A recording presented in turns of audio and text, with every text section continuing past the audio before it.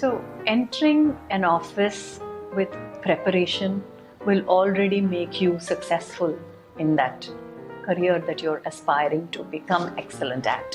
So I always again recommend preparation. Know the office culture of the place that you're joining. If you look on their website, there will already be mission statements and things that the top management will be talking about. There'll be videos on YouTube that the CEO or the top presidents would have given at various forums. Try to understand the language of that place and the mission in the company. So, those days are gone when you just showed up at an office. Okay, I'm here on day one. Everything I have to learn starting today. Go in there with knowledge, because that gives you power. So why don't we take that time before we start our day at the new office with understanding the unwritten codes and things that work for that organization.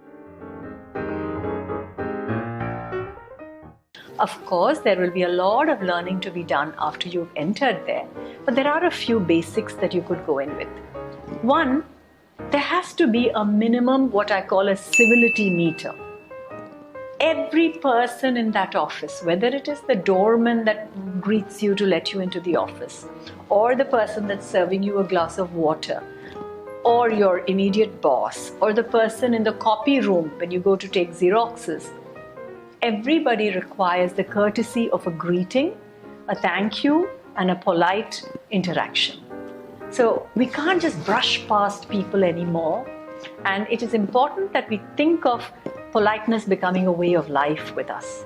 Indians are very polite, but the distance between our heart and our mouth for politeness is very long. We don't bring it out into the open.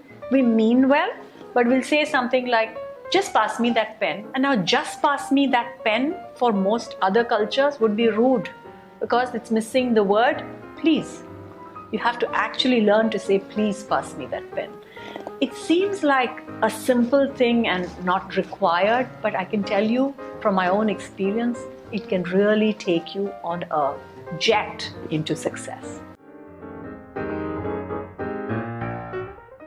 The other thing that we should go in there into the office for office protocol is to answer all the gadgets and devices that we now use in our day-to-day work, to be able to answer it in a polite but also quietly efficient way. When I say polite, what I mean is a cell phone rings, your landline on the desk or your intercom is buzzing, there is an email that just pinged into your station, and you have to meet a client who's coming to see you. How do you reprioritize these 4 things that are coming at you? It's going to happen. So you might as well figure out which one gets what attention. The second thing to do is be quiet about it.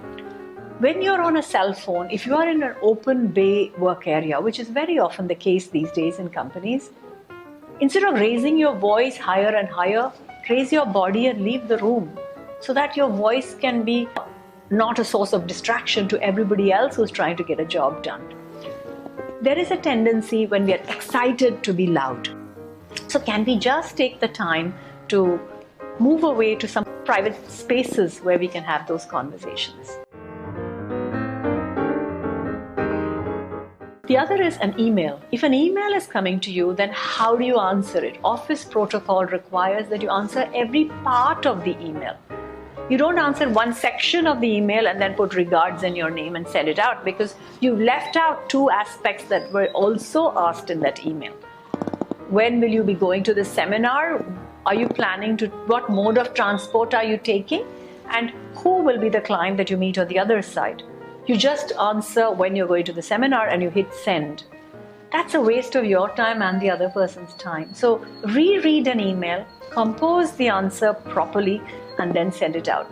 If you do this in the early stage of working, you will be seen as a potential leader in the pipeline.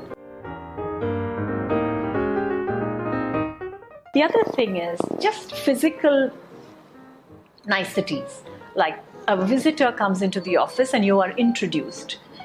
We tend to just raise ourselves from the desk and shake hands across the table. The nice thing to do is step aside, go forward from your desk and greet the person at handshaking distance, nicely shaking their hand. It shows confidence in you even though you've just started at a new company. And that's what will be the stepping stone to your success. So little areas like this, lunchroom, toilet use, all these are common areas in an office. Leave it as clean as you found it in the morning when you went to it.